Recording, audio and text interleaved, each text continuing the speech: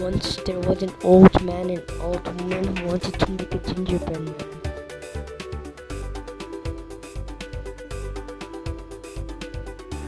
They mixed and rolled, they shaped and glazed until it was ready to be baked.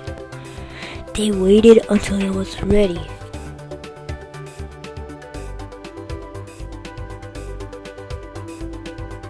When they opened the oven door, the gingerbread man popped out and ran away. They tried really hard to get him, but he was really fast.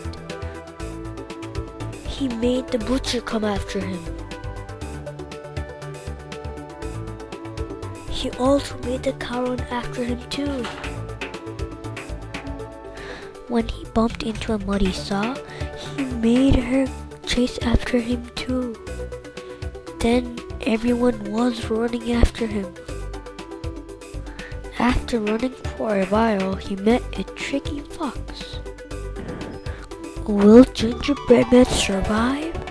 Go to Hoover Math and Science Academy's library and read to find out.